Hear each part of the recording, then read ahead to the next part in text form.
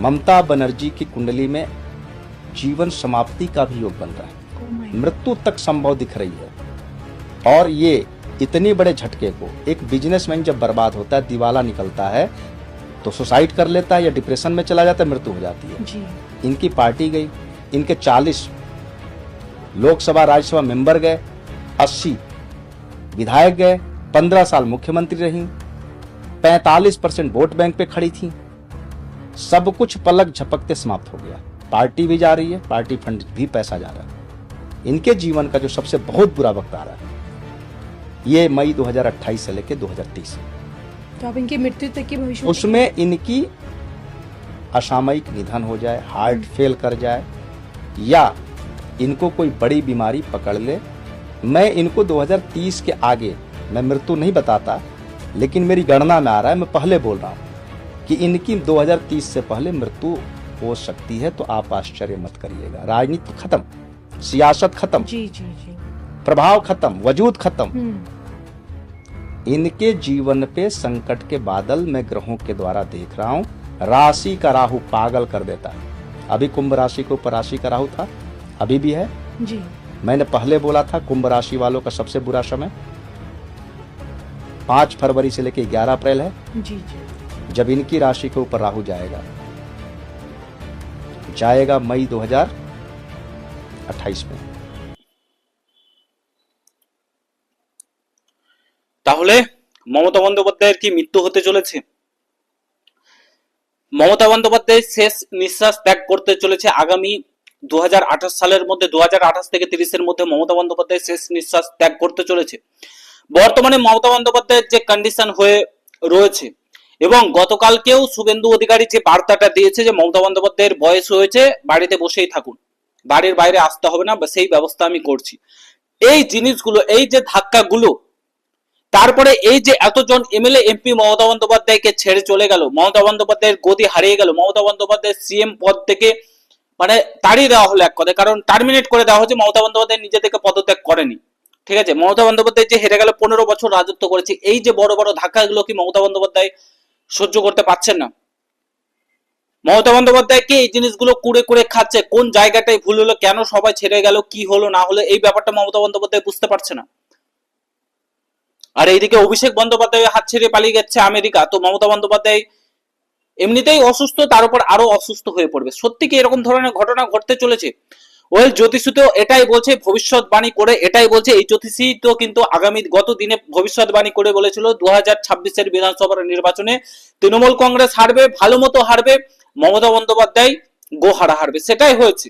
বলেছিল 200 থেকে 210টা আসন বিজেপি সরকারে পেতে চলেছে, 208টি বিজেপি সরকার পেয়েছে, বিজেপি দল পেয়েছে, ক্ষমতায় এসেছে। শুভেন্দু অধিকারী মুখ্যমন্ত্রী হবে বলেছিল, সেটাও হয়েছে। বিহারের ভবিষ্যৎবাণী করেছিল, সেটাও হয়েছে। দিল্লির ভবিষ্যৎবাণী করেছিল, সেটাও হয়েছে। ইভেন 2024 লোকসভার নির্বাচনে ভবিষ্যৎবাণী করেছিল বিজেপি 400 পার হতে পারবে না, সেটাও হয়েছে। বলেছিল আসন সংখ্যা কমবে, সেটাও কমেছে বিজেপির। তো এবার যে ভবিষ্যৎবাণীটা করলো সেটা ভয়ঙ্কর, ভয়ঙ্কর ভবিষ্যৎবাণী। সেটা হচ্ছে মমতা বন্দ্যোপাধ্যায়ের মৃত্যু নিয়ে। দেখুন, মৃত্যু কামনা করা কিংবা মৃত্যু নিয়ে ভবিষ্যৎবাণী করা তো মোটেও ঠিক না। তবে এই জ্যোতিষী যখন বলছে ব্যাপার তো কিছু একটা রয়েছে, এই জ্যোতিষী যখন বলছে কিছু একটা ব্যাপার রয়েছে। মমতা বন্দ্যোপাধ্যায়ের এই হারটা মমতা বন্দ্যোপাধ্যায় মেনে নিতে পারছে না, কিছুতেই মেনে নিতে পারছে না। মমতা বন্দ্যোপাধ্যায় এমন একজন মহিলা, ভেতরে অনেক জেদ, এই জেদের জন্য আজকে তিনি এই পর্যায়ে পর্যন্ত পৌঁছতে পেরেছিলেন, কিন্তু ক্ষমতার আত্ম অহংকার তাকে শেষ করে দিল। তো মমতা বন্দ্যোপাধ্যায় এই জেদের কারণে কি মমতা বন্দ্যোপাধ্যায় শেষ হতে চলেছে আগামী দিনে। অনেকেই বলছে তৃণমূল কংগ্রেস ফেরত আসবে, তৃণমূল কংগ্রেস ফেরত আসবে। দেখুন, তৃণমূল কংগ্রেস ফেরত আসার মতন কোনো ইঙ্গিত আমরা দেখতে পাচ্ছি না, কারণ তৃণমূল কংগ্রেস ভেঙে চুরমার হয়ে গেছে। দেখুন, সামনেই পৌরসভার নির্বাচন রয়েছে, তারপরে পঞ্চায়েতের নির্বাচন রয়েছে, তারপরে আবার 2029 সালে লোকসভার নির্বাচন রয়েছে, তারপরে 2031 সালে আবার নির্বাচন হবে।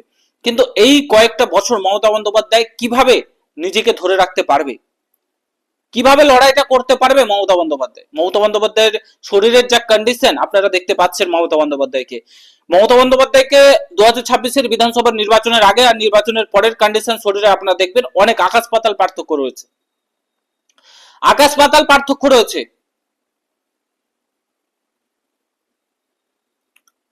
ইভেন শুভেন্দু অধিকারীও বলেছে ঘরের ভেতর ঢুকিয়ে রাখবে, কারণ মমতা বন্দ্যোপাধ্যায় প্রত্যেকটা জায়গাতে গিয়ে দাঙ্গা লাগানোর চেষ্টা করছে। সেই জন্য শুভেন্দু অধিকারীজি বলেছে যে ঘরের ভিতরে বসে রাখতে হবে। কিন্তু ব্যাপারটা হচ্ছে যে মমতা বন্দ্যোপাধ্যায় যদি ঘরের ভিতরেই থাকে, তো মমতা বন্দ্যোপাধ্যায় তো মানে এগুলো সহ্য করতে পারবে না। মমতা বন্দ্যোপাধ্যায়কে কুড়ে কুড়ে খাচ্ছে। এই যে এতজনকে মমতা বন্দ্যোপাধ্যায় এনেছিল, যারা অভিনয় জগতে ছিল, রচনা ব্যানার্জি, সায়নী ঘোষ, শতাব্দী রায়, এই যে এতজন আরো অনেকেই রয়েছে যাদেরকে এমএলএ এমপি করেছিল, তারা মমতা বন্দ্যোপাধ্যায়ের হাত ছেড়ে চলে গেছে।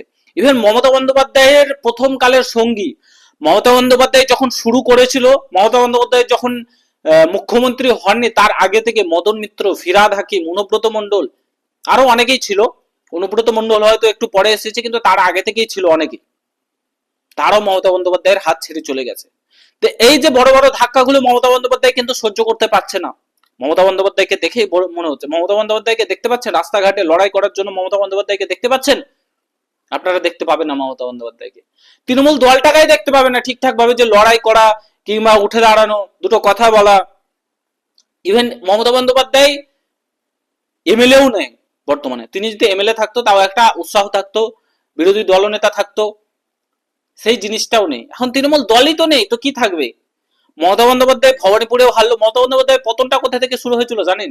2021 বিধানসভার নির্বাচনে, যেখানে মমতা বন্দ্যোপাধ্যায় নন্দীগ্রামে ফুটানি মারিয়ে দাঁড়াতে গেছিলেন শুভেন্দু অধিকারীর বিরুদ্ধে, সেখান থেকে পতনটা শুরু হয়েছিল। যখন শুভেন্দু অধিকারী হারিয়ে দিল না, তখন মানুষ ভেবেছিল, একবার হলেও ভেবেছিল যে এই লোকটা দম আছে, চিফ মিনিস্টারকে, সিটিং চিফ মিনিস্টারকে হারিয়ে দিল, এই জিনিসটা মানুষ ভেবেছিল। তারপরে 2026 বিধানসভার নির্বাচনে শুভেন্দু অধিকারী জি নন্দীগ্রাম থেকে তো জিতলে ভবানীপুর থেকেও জিতলো।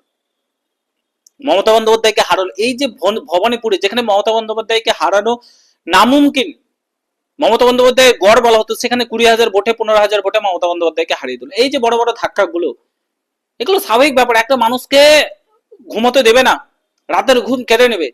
যে ভুলগুলো কোথায় হলো, ভুল তো অনেক কিছুই হয়েছে। আমরা তো বোঝাতে চেয়েছি যে আপনার ভুল হচ্ছে। আপনার দলের যারা এই দেবাংশু ভাটাংশু রয়েছে, তারা আপনাদেরকে বলেনি, আপনাদের ভালো দিকটাই সবসময় বলেছে, না এটা ভালো, এটাই ভালো, আপনাদের পাচেরি বেরিয়েছে। কিন্তু আমরা সবসময় আপনাদের বিরুদ্ধে প্রতিবাদটা করেছিলাম। কিন্তু এটা দেখে আপনার যদি জ্ঞান ভাঙতো, আপনি যদি হিন্দুদের একটু দেখাশোনা করতেন, হিন্দুদেরকে তাচ্ছিল্য করতেন না, মুসলিমদেরকে বারবারন্ত করতেন না, হিন্দু ধর্মকে অপমান করতেন না, তাহলে অবশ্যই আপনি জিততেন। আপনার ভুলগুলোকে শুধরে নিতেন একবার, আপনাদেরকে মানুষ হারাতো না। বিজেপি সরকারকে আসতেই হতো না ক্ষমতাতে।